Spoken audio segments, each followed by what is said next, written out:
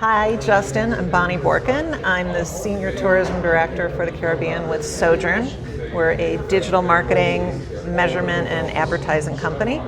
And we specialize in tourism, but we do work across a number of different verticals. Well, listen, thanks for stopping by here and chatting to Breaking Travel News at Caribbean Week. You were presenting a session today. Tell me more about that. I loved the subject matter of the session today. First of all, I had the opportunity to come after a couple of fantastic presenters that had been in the business a really long time, and we were able to really connect one to the next so that the people that were attending the sessions, one after the other, really, I hopefully came away with some really good takeaways, things they could implement for their destinations and their businesses. My session was really focused on using intent signals for targeting people through your travel marketing, primarily for destinations, and versus using a persona, which is really a description of a fictional person who you think is your customer, and they're a form of your customer, but they're not actually real. So personas they've had a place in marketing for decades. They still have a place, and I think they're great to inform creative. And I think intent targeting takes it up a huge level for the destinations. Their job in marketing for the destinations is really to drive visitation and create interest and help people get all the way through the funnel, which is not straight anymore. But nonetheless, they still have to help people get there.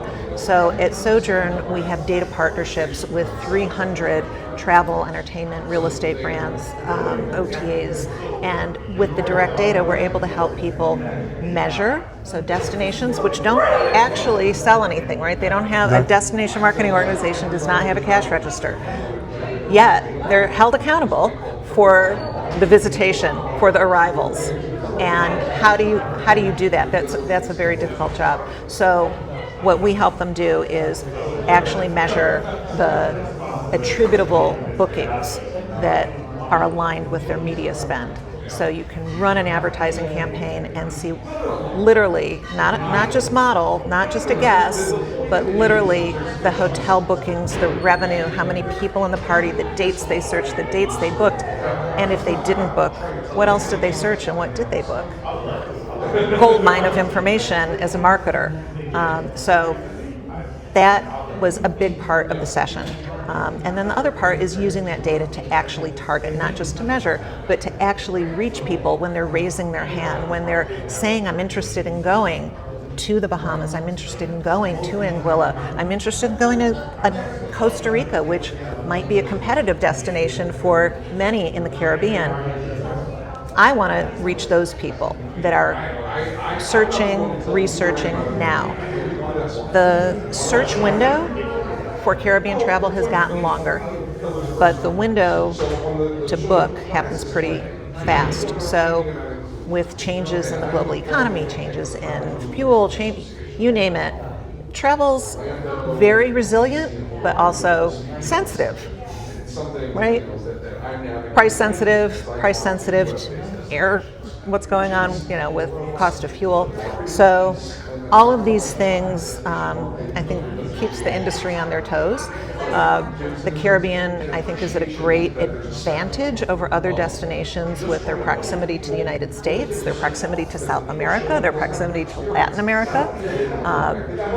And that kind of brings me to flights, which was a big topic this week at Caribbean Week. And one of the things that I think is so important for the region is that they're coming together through the Caribbean Tourism Organization, and not just at Caribbean Week. There are several conferences through the year where the ministers and their team members come together with their comrades from other islands.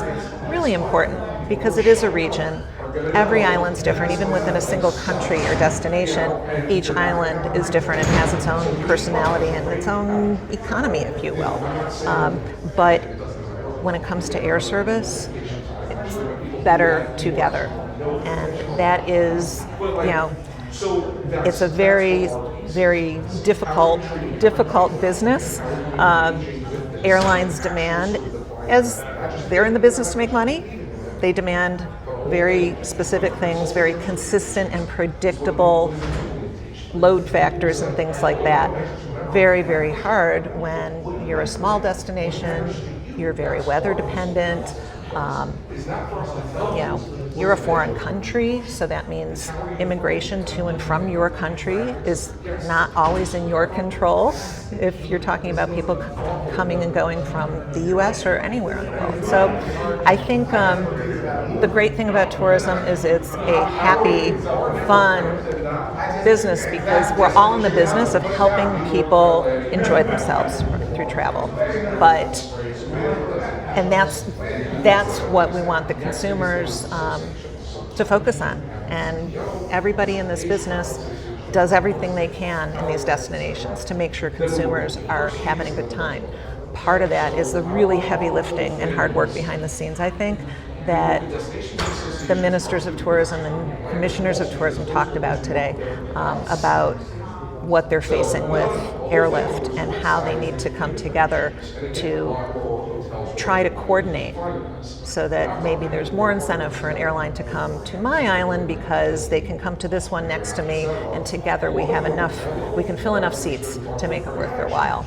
So I think it's been a great week so far. It's not over. There's one more day tomorrow, but very impressed with the energy that everybody has brought from the different destinations, and I think there were just great exchanges, and I think it ended today on a fantastic note. Bonnie, it's been great talking to you. Thank you so much for your time. Thanks for having me.